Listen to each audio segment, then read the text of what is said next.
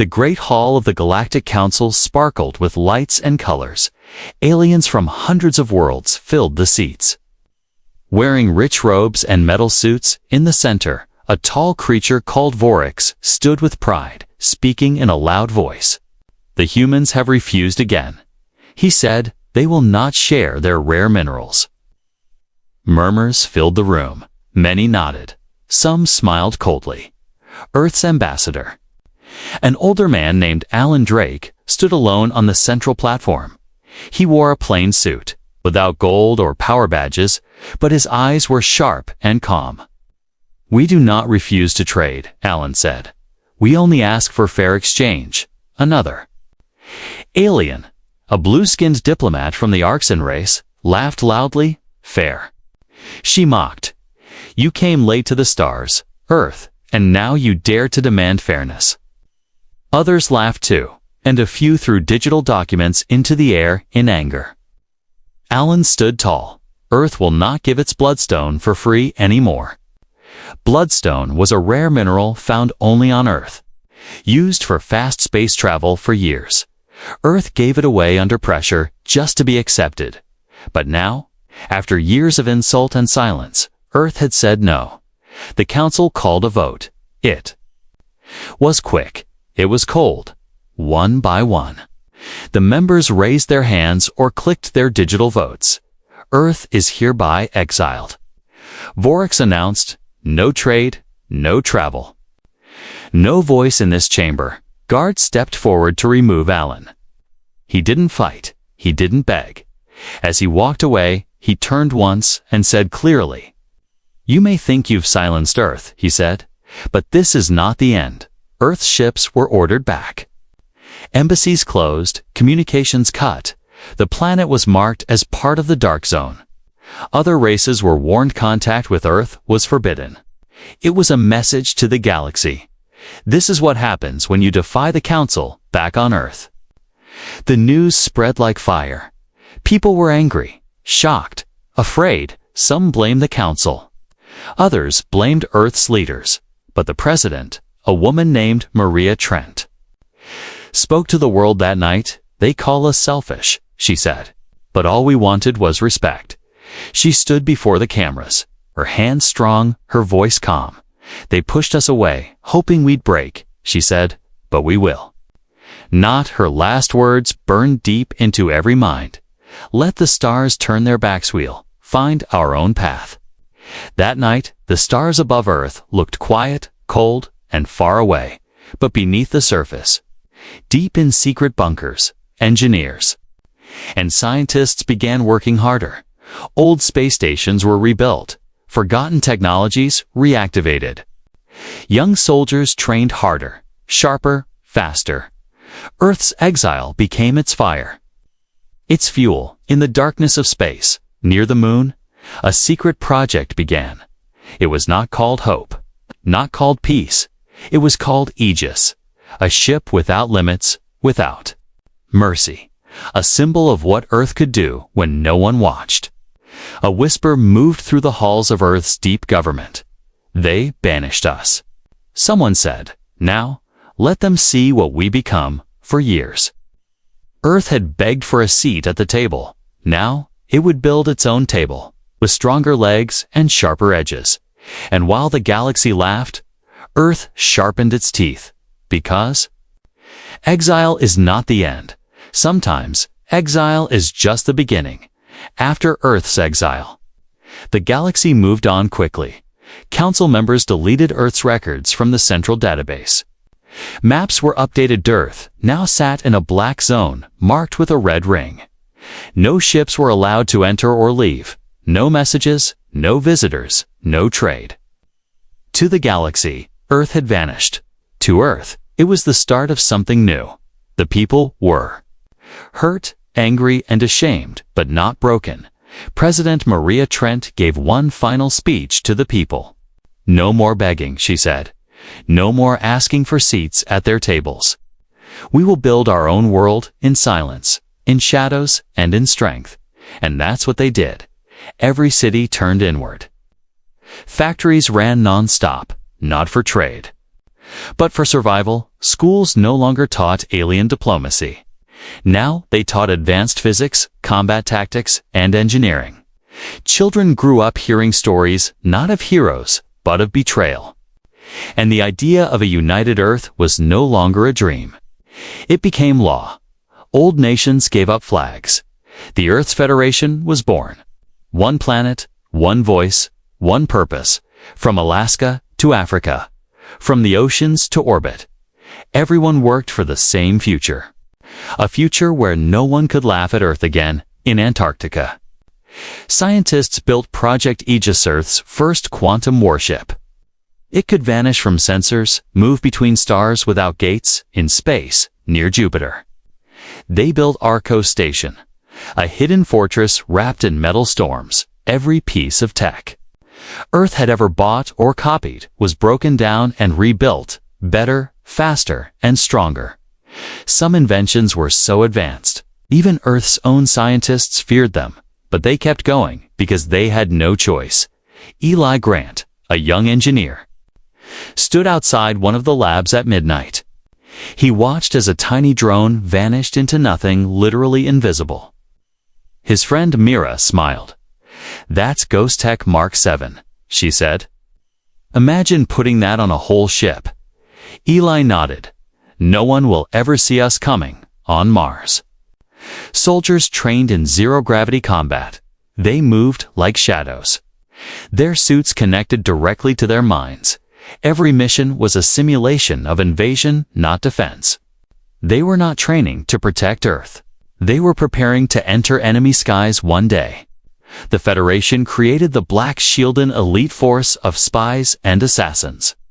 Their job was to infiltrate galactic networks without leaving Earth.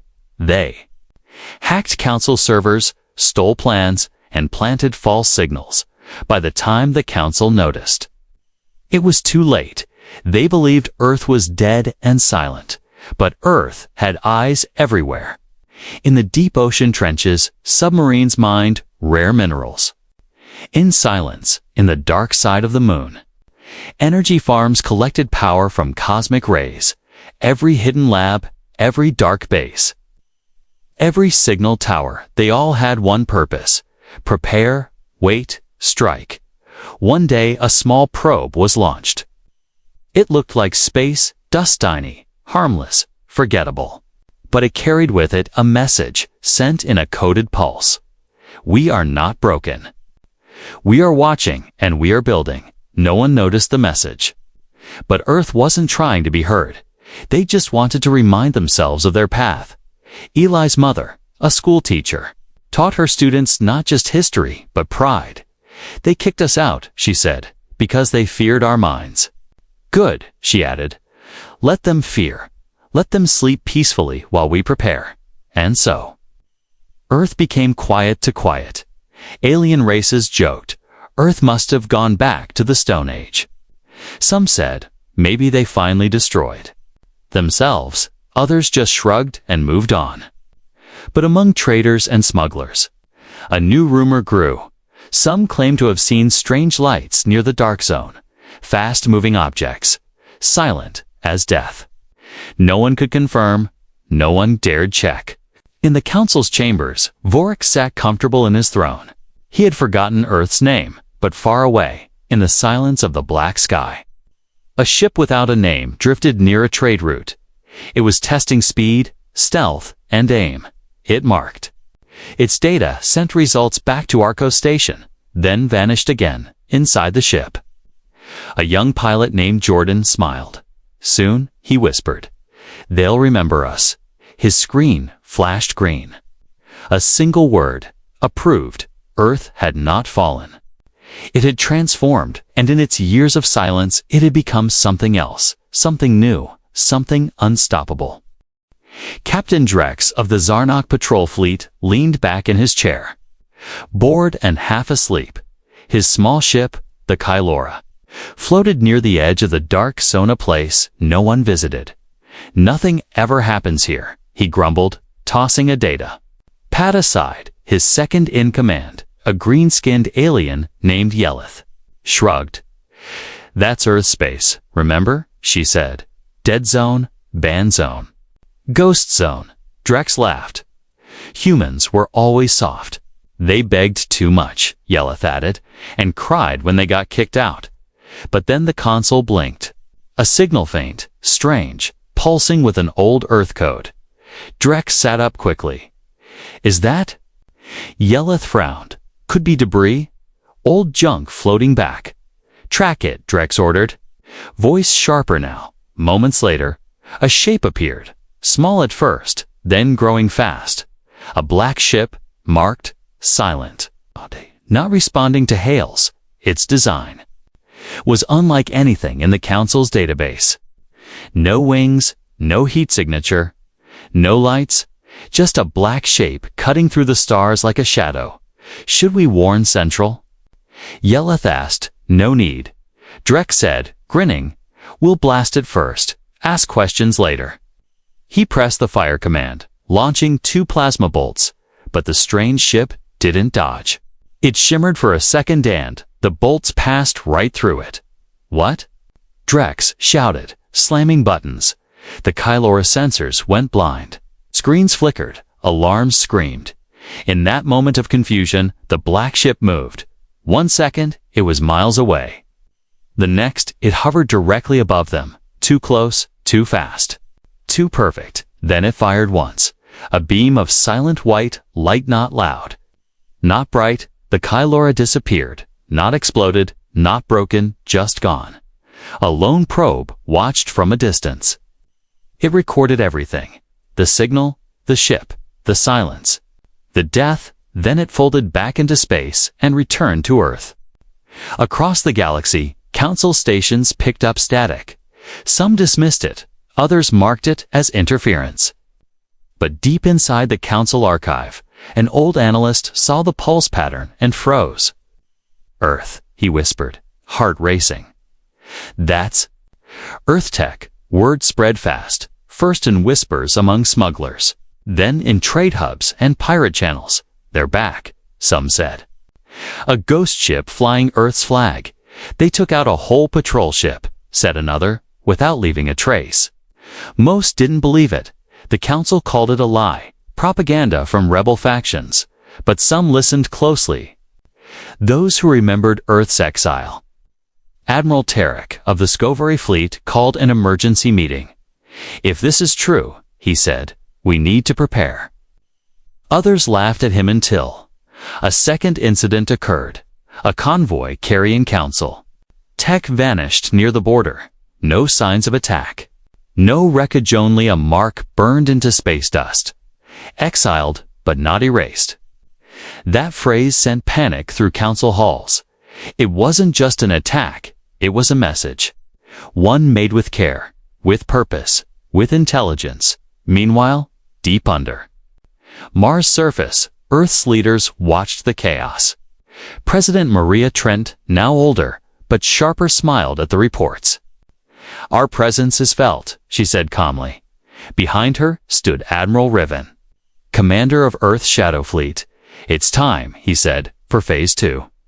They launched 3 more ships each, more advanced than the first, one targeted a mining station that once denied Earth aid. Another scanned a weapons depot on the edge of Council territory. The third simply appeared over an alien city, hovered for 5 minutes, then vanished. No harm done, just a silent warning. Aliens across the stars woke in fear. Mothers told children, sleep, or the Earth ships will come.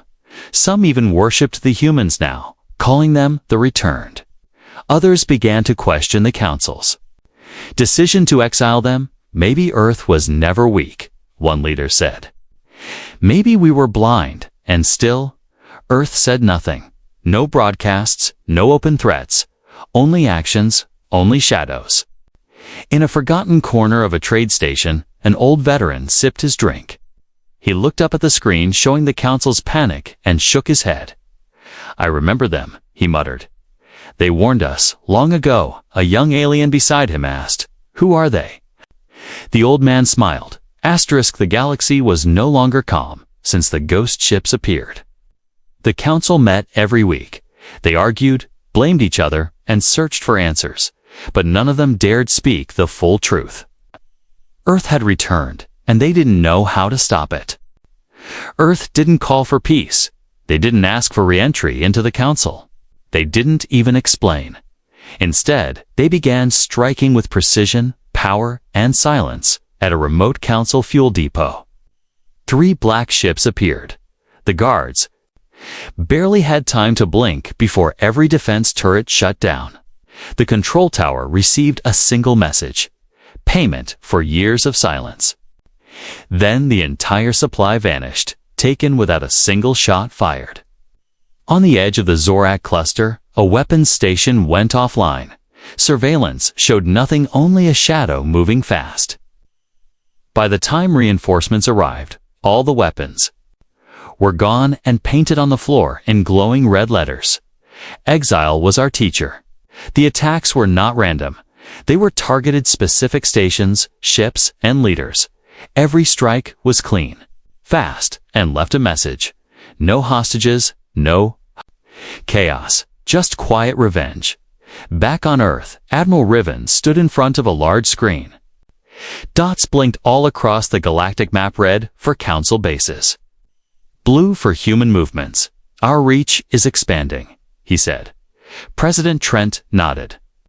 But no full wars, of course, Riven replied. We're not here to destroy. We're here to be remembered. Meanwhile, on the moon base Echelon 3, engineers worked on the Horizon class. It was Earth's largest dreadnought, armed with star-piercing cannons and warp-slicing engines. No other ship in the galaxy could match it in size or speed, and it didn't. Need a crew of thousands, just 50 highly trained humans and 1 advanced AI. One of them was Lieutenant Kara Miles, a combat strategist trained from age 10. She had never seen Earth's cities or oceans. She was raised underground, taught that loyalty, speed, and precision were sacred. Now, she watched as the Horizon class Sentinel prepared for launch. We were born in silence, she whispered. Now we speak in thunder. Other species began. Noticing the change, some admired it, especially those who had once been stepped on by the Council. The Varnok, long treated as second-class minors, sent Earth a secret message. Teach us, and we will follow. Even pirates and rebels started copying Earth's ship designs and tactics. The Council grew desperate. They sent fleets to find the human base, but found nothing. Earth's ships never used the same path twice. They warped between systems. Like ghosts, never staying long, never being seen twice. In a Council emergency meeting, one member slammed the table. They are spreading fear. He shouted, without firing wars. Another whispered. They are becoming legends. Vorax, now older and more tired, stared at the map. He finally said, we didn't exile them. We trained them. Earth didn't just want revenge. They wanted to show the galaxy that humans were not weak. They had turned exile into evolution in 50 years. They had surpassed what the galaxy took 500 years to build. At the Arcos station above Saturn, young cadets trained in virtual simulations. They didn't just learn tactics, they lived them. Every mission was based on real Council actions from the past. They studied the weaknesses of old enemies and perfected their responses. Their motto was written above every training hall. They laughed at us. Now they run from us. Lieutenant Kara led her team on a stealth mission to hijack a Council data vault. They disabled the system in under 4 minutes. No alarms, no alerts, no traces. She smiled as the vault opened. Still too easy, she said. They haven't learned. And far away in a dusty corner of the galaxy, the people were starting to believe. Stories spread of black ships saving colonies from pirates, of humans helping sick villages and leaving without asking for thanks. They were not conquerors, they were reminders. Reminders of what strength looks like when mixed with pain. In a small bar on the desert moon Venner, a trader spoke softly. Earth didn't come back angry, he said. They came back prepared. Another nodded. They don't need armies. To rule, they just need memory. Humanity had risen not as invaders, but as a force to be respected. They didn't build statues or demand worship. They simply acted, and the stars began to move in their favor. The Council, once proud and untouchable, now whispered one name with fear. Not Earth, not humans, but Terrans. A name reborn in fire, and soon, one everyone would bow to. The galactic core was where it all began. Bright stars, golden cities, and floating palaces. It was the heart of the Council's power, home to the richest families, the oldest species, and the proudest rulers. In the core, humans were once laughed at. They were called backward, noisy, unfit for the stars. Now, those same rulers stared at reports with trembling hands. Ships gone, bases destroyed, messages intercepted. No one said it out loud, but they all knew the truth. The Terrans were coming. Admiral Vorax stood in his high tower, overlooking the Core's central command. For years, he had led the Council's defense forces. Now he felt like a soldier waiting for a ghost. He ordered the core fleets to full alert. Thousands of ships formed a wall around the capital planet. Let them try, he growled. We are ready, but Terrans didn't attack the wall. They bypassed it. One by one, Council satellites shut down. Then the core's defense grid failed for 11 seconds, long enough for 3 black ships to enter. No explosions, no alarms, just shadows in motion inside the capital's main spaceport. People screamed as a dark figure walked through. Terran Marines in black armor appeared without warning. They didn't fire, they didn't hurt anyone, they simply stood, silent, holding no banners, just a small Earth insignia on their chests. Vorax received the alert too late. By the time he arrived, the Terrans were already inside the Council hall. The guards didn't resist, some even lowered their weapons. A young Terran commander walked calmly down the marble steps. Her name was Kara Miles, and in her hand was an old Earth flag. She stepped onto the speaker's platform and faced the Council. Gasps echoed in the room, some too shocked to speak. Others too afraid. This place once mocked us, Kara said, her voice steady.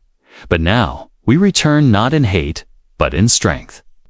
Vorax stepped forward, his voice shaking. You can't do this, he said. This is sacred ground. Kara turned to him, eyes calm. It was sacred. When you threw us out, she said, now it belongs to us. The Council members looked around, unsure what to do. Security systems didn't work. Reinforcements were blocked. Every path out was jammed. Every call for help was silent. Earth had not just entered the core, they had taken it. Outside, massive ships decloaked 5 Horizon-class dreadnoughts hovered above the capital. Their presence was clear. We can end this in one strike, but they didn't fire. Instead, they broadcasted a message to the galaxy, a simple sentence, spoken in hundreds of languages. Exile ended today on thousands of worlds. People stopped what they were doing and watched. In mining towns, schools, space stations, rebel camps, everywhere. And for the first time, the galaxy saw humans not as beggars, but as leaders. President Maria Trent addressed the Council by hologram. She didn't yell, she didn't threaten. Her words were soft but firm. We were exiled because we asked for fairness, she said. You forced us to grow in silence. And now, we return not for revenge, but for balance. She placed a new treaty on the table. It gave Earth and its allies full membership, full voting power, full access. But more than that, to declare the Terran Accord, a new set of rules, built not on control, but on respect. You may sign it, Maria said, or you may refuse it. But no, our patience has limits, and our silence has passed. The Council had no choice. Every member signed, one by one, heads bowed low. Even Vorax signed, his hand shaking. eyes full of old pride and new fear. And just like that, the war for the core ended without a battle, without blood, just shadows, truth, and the weight of silent years. As Kara Miles walked out of the council hall, she looked up at the stars behind her. The Earth's flag now flew above the chamber symbol of what was lost and what was earned. She whispered, "They called us weak, now they call us leaders." All across the galaxy, a shift had begun. People saw the Terrans not as monsters but as survivors, builders, and now rulers. And though the council still existed, 'twas Terran voices that carried power.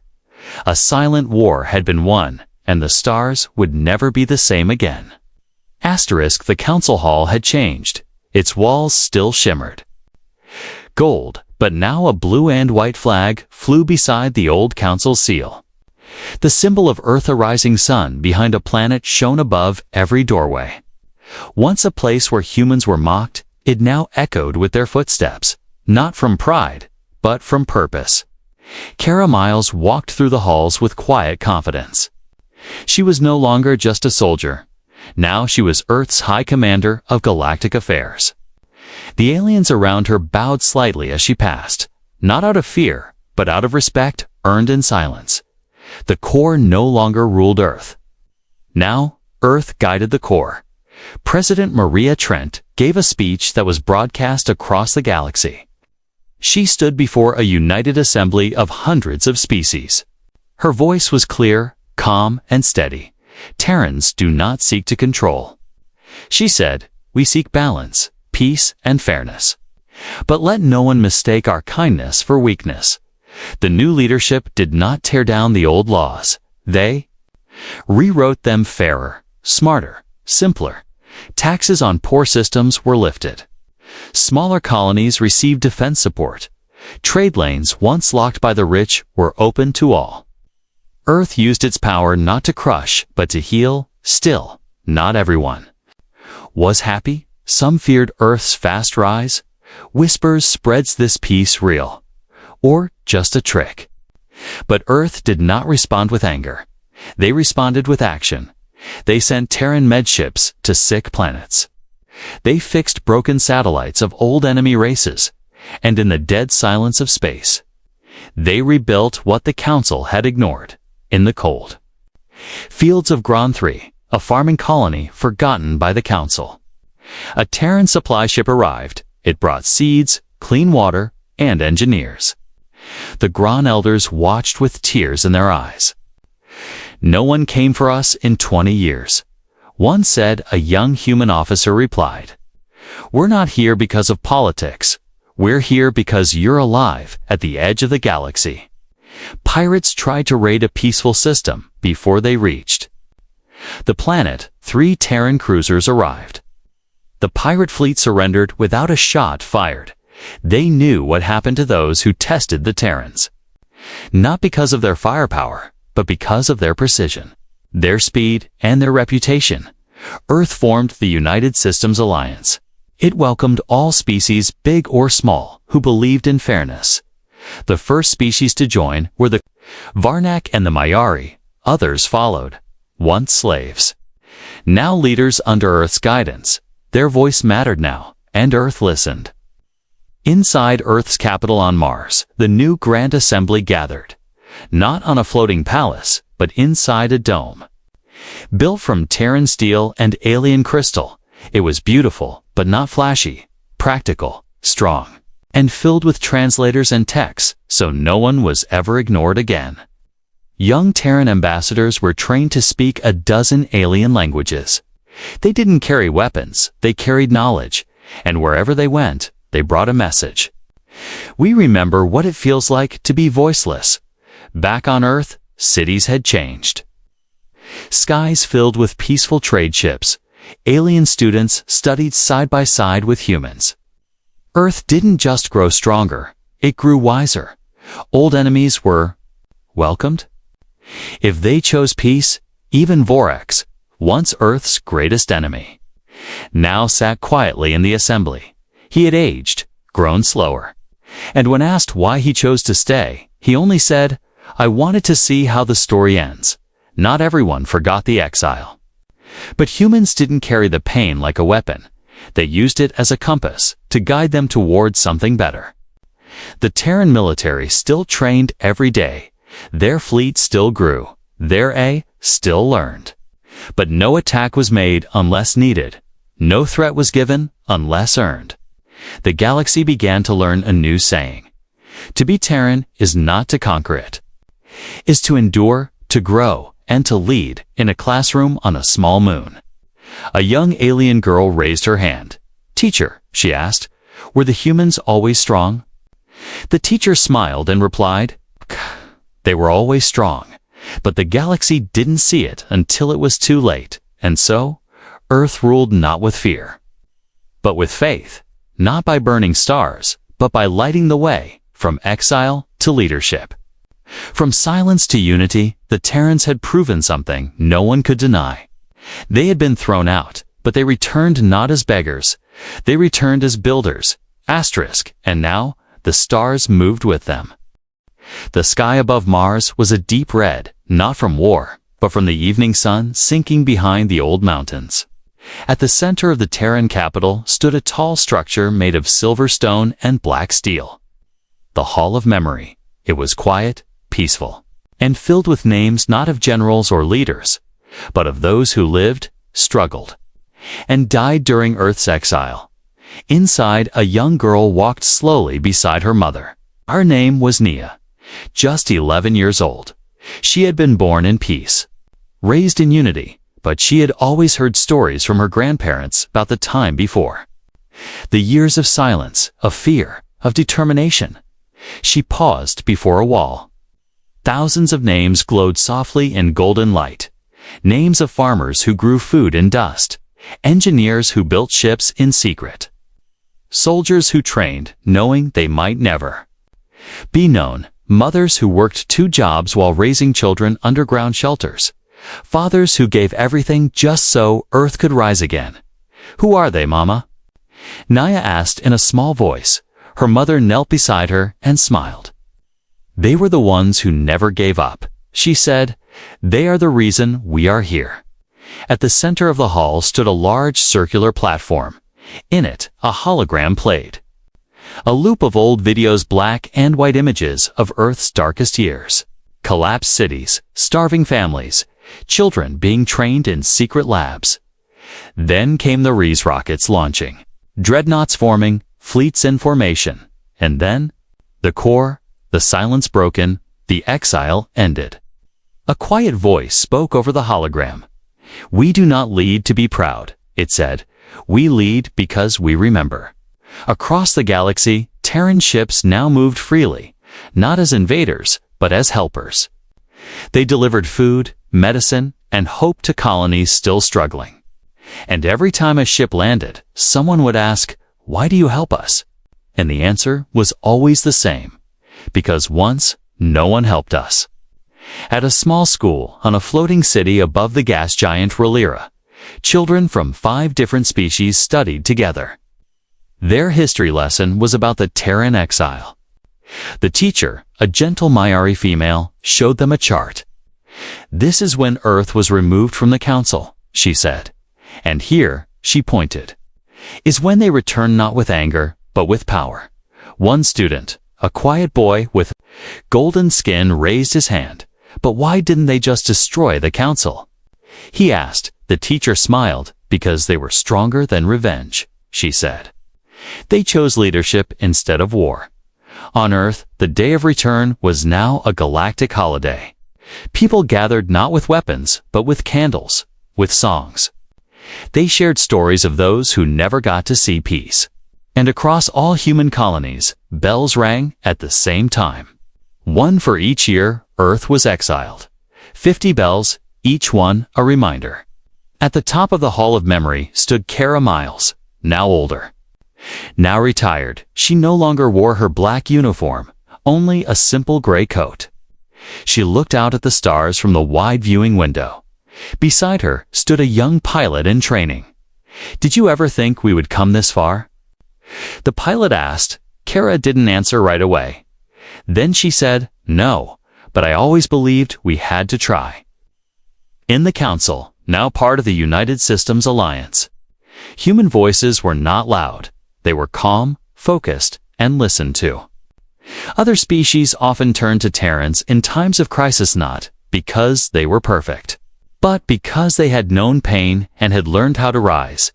The galaxy had changed. Borders faded.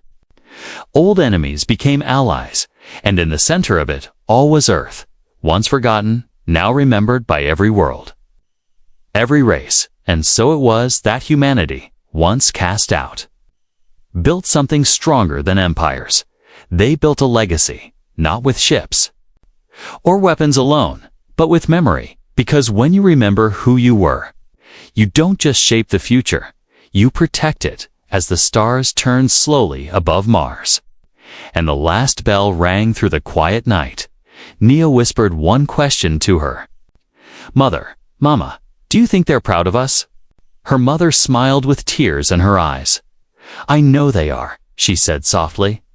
"Because we didn't forget," and the stars, bright and still, seemed to nod in agreement because Earth had once been exiled.